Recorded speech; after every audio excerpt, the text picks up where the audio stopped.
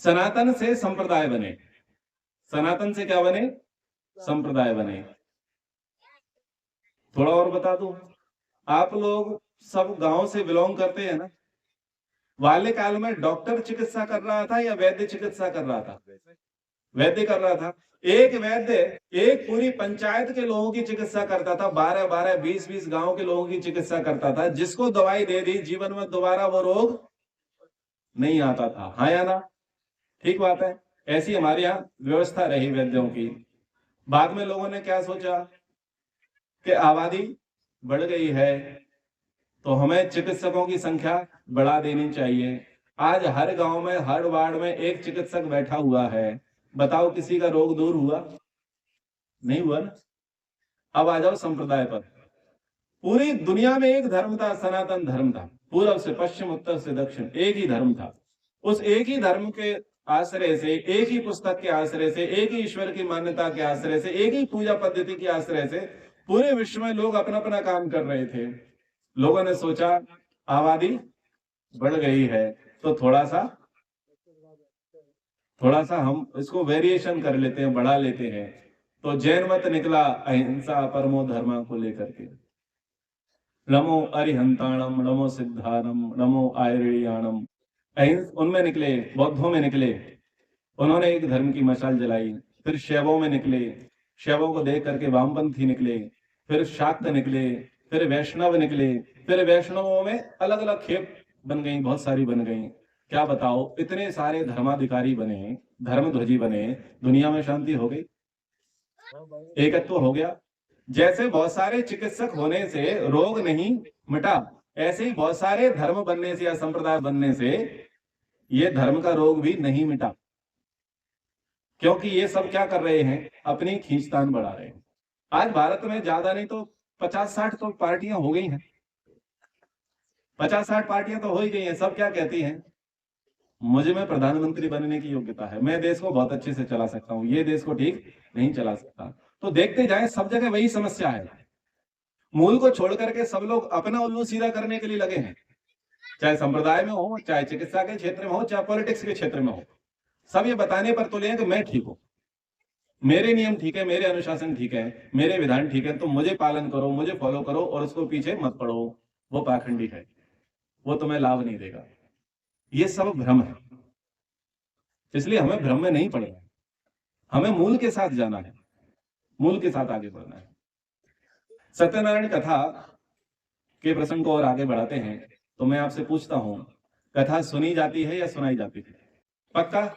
तो कौन सुनेगा, यजमान या भगवान? हमारा ऐसा अनुभव रहा, यजमान किसमें लगा है? भोजन व्यवस्था में। और किसको हमारा यजमान बना दिया है? जिसका अभी कोई काम नहीं है, जो बिल्कुल फ्री है, उस व्यक्ति को बोल देते थे जाओ पंडित जी के साथ बैठो और भगवान की कथा करा करके आओ।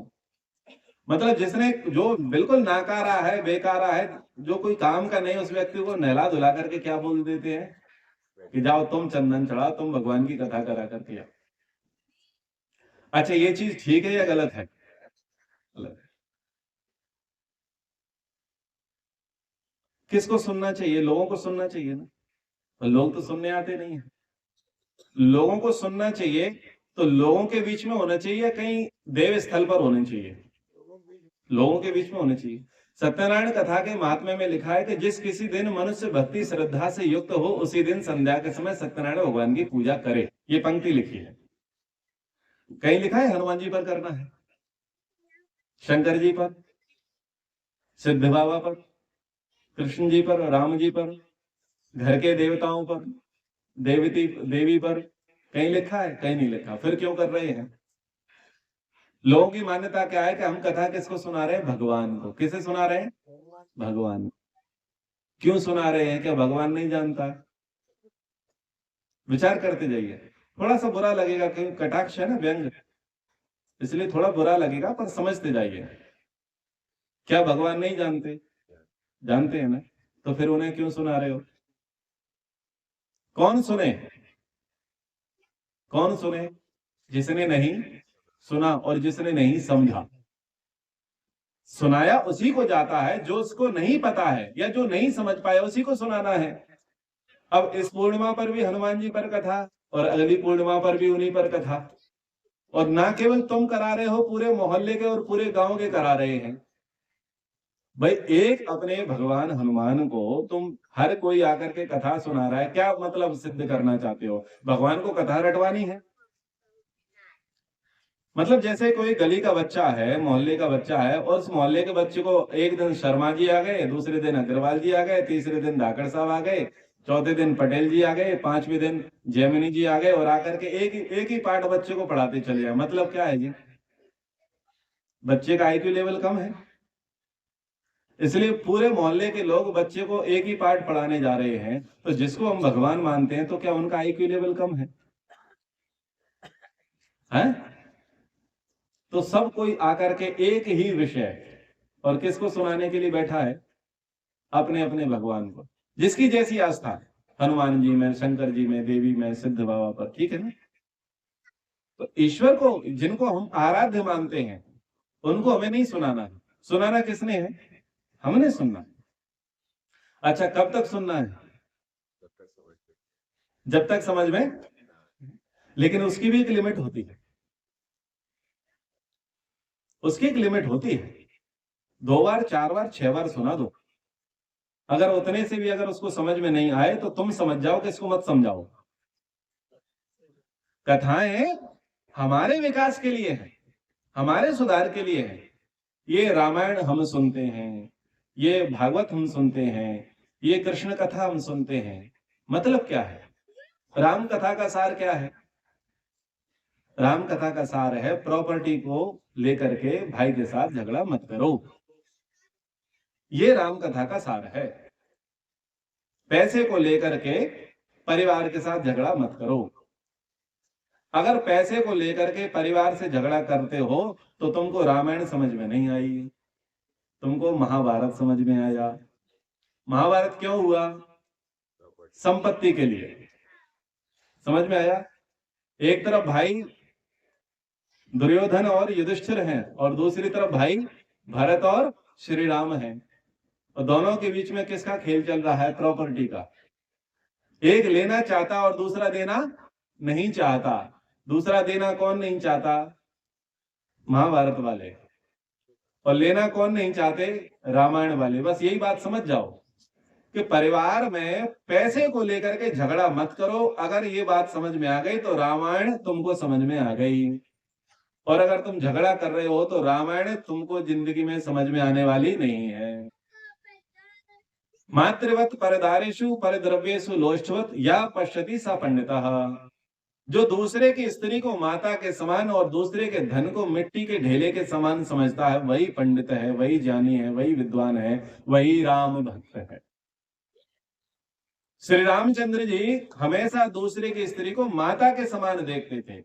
यदि हमारा दर्शन ऐसा है कि दूसरे स्त्री को हम माता के समान देखते हैं, तो मतलब हमको रामायण समझ में आ गई, हम राम भक्त हैं। और यदि दूसरे की स्त्री हमें अपनी स्त्री लग रही है तो समझ लो जय लंकेश। क्योंकि लंकेश की ऐसी बुद्धि थी कि मेरा भी मेरा और तेरा भी मेरा। तो कथाओं को समझो। कृष्ण जी ने कंस को मारा, ठीक है, उनकी अपनी समस्या थी, पर तुम कारण समझ लो क्यों मारा। बलात् अधिकार मत जमाओ। अगर आप योग्य व्यक्ति नहीं है तो कुर्सी पर मत बैठो, और योग्य व्यक्ति को कुर्सी पर बैठाओ और अयोग्य से को कुर्सी से उतारो। ये है कृष्ण कथा। भगवान श्री कृष्णचंद्र जी का पूरा जीवन इसी के इर्द गिर्द घूमा है। जो अधर्मी व्यक्ति कुर्सी पर बैठा है उसको उन्होंने कुर्सी से हटाया है, और धार्मिक व्यक्ति को कुर्सी पर बैठाया है, और बिना किसी भाव के कि मैंने बैठाया है।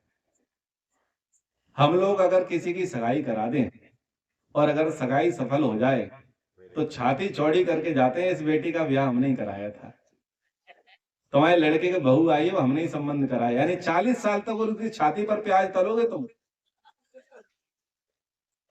माता पिता ने, मान लीजिए अगर फार्म नहीं भर पाया, तुमने 300 रुपया दे दिए, लड़का मास्टर हो गया, तो तुम इतराओगे बेटा अगर मैं पैसा ना देता तो फार्म ना भरता और तू मास्टर ना बनता। आज तू जो कुछ भी बना है मेरे कारण बना है। कृष्ण भक्त नहीं हो।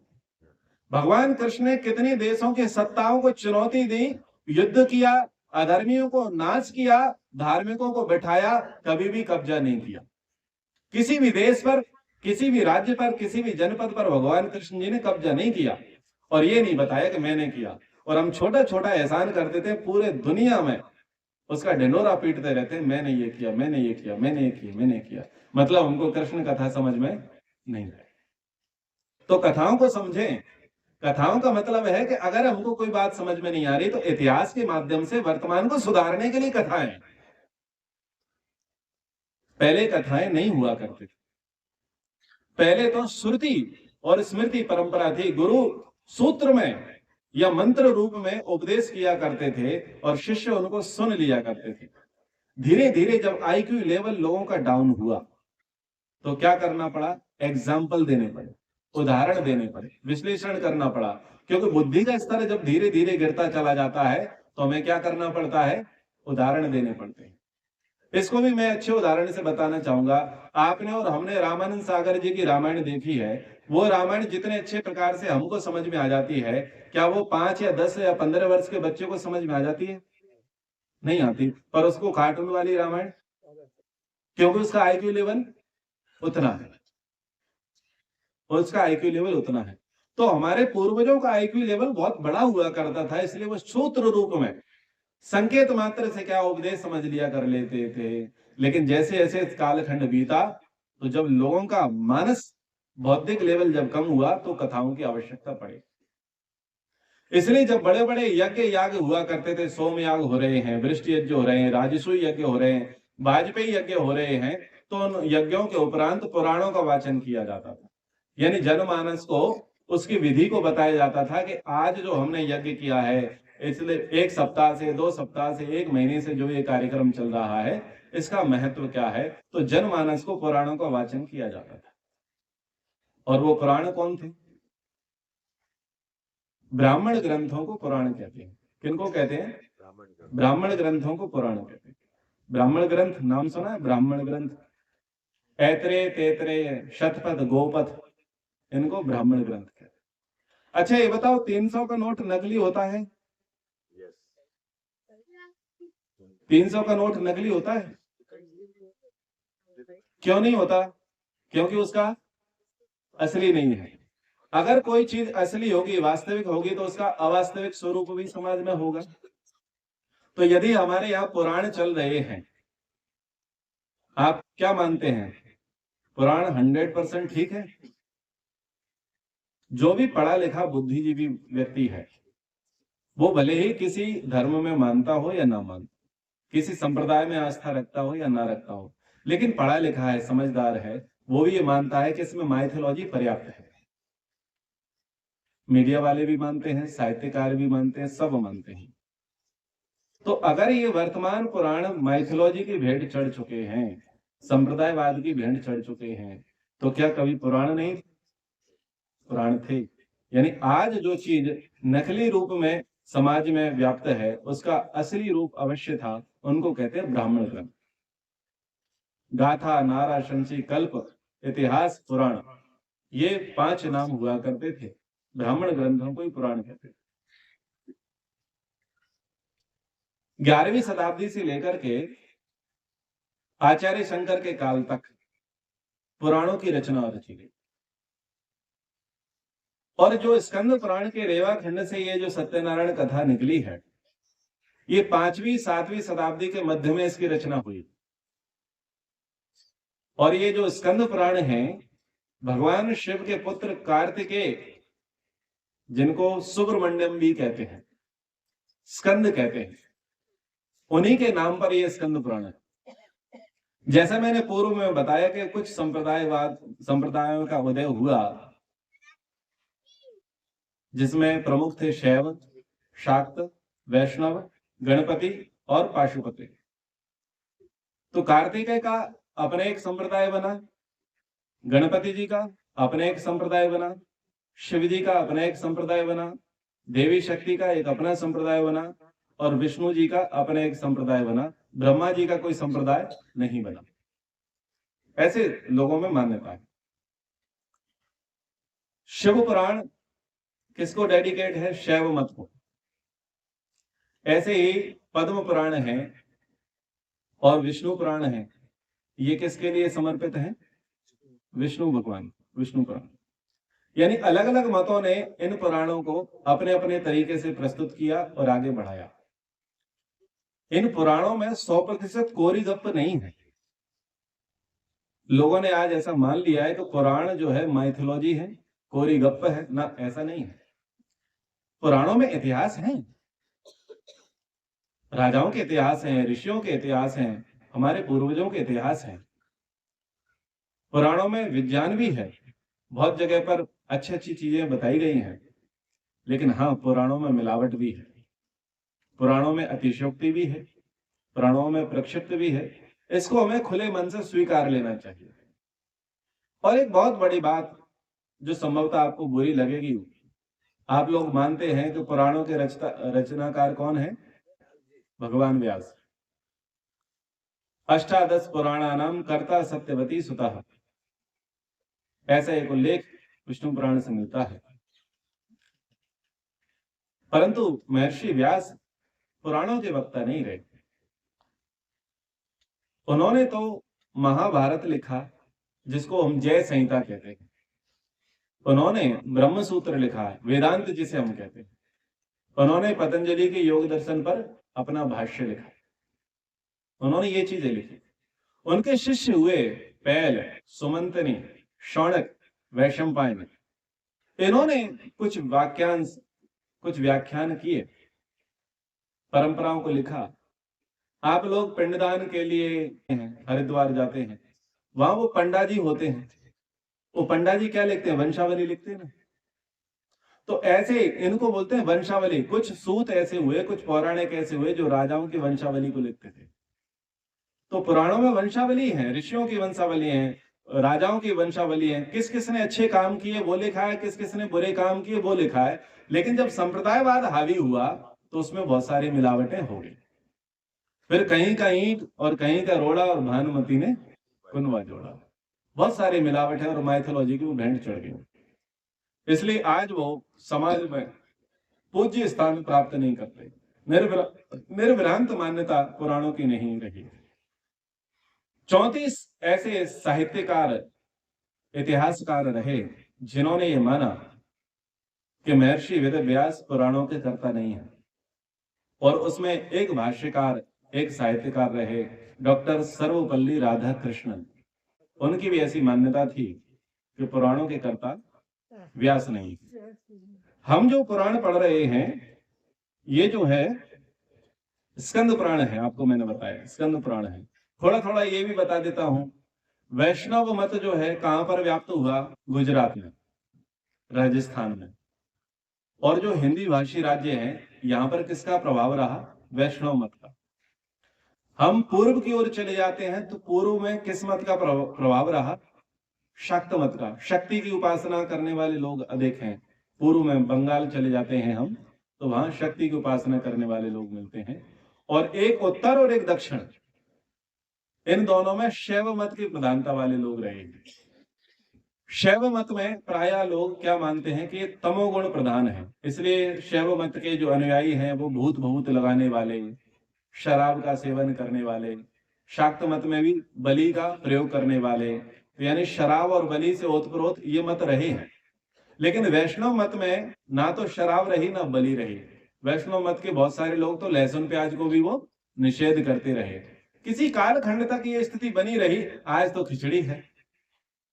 जो शिव को पूजता है अगले दिन वो शक्ति को पूजता है और अगले दिन वो विष्णु को ही पूजता है। आजकल तो सर्वपंथ समभाव वाली स्थिति हो गई है। लेकिन मध्यकाल में स्थिति ये थी कि अगर एक दूसरे का चेहरा देख लें तो गंगा स्नान के लिए चले जाते थे।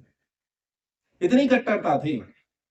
तिलक देख करके ही रास्ता बदल लेते और क्या कहते, मैंने किसका दर्शन कर लिया? चंडाल का।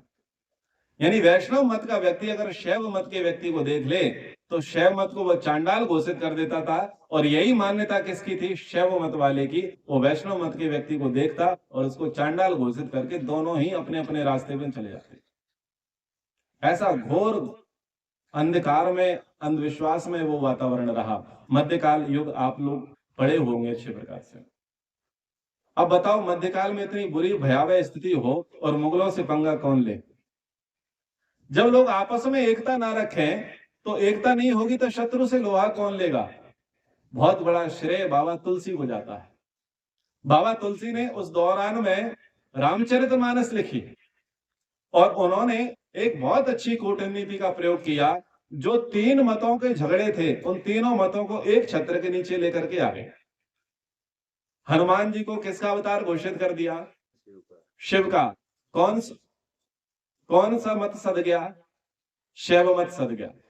देवी सीता को शाक्त का और श्री रामचंद्र जी को वैष्णव का, यानी तीनों मतों को एक ही छतरी के नीचे लाने का कार्य सबसे पहले किसने किया?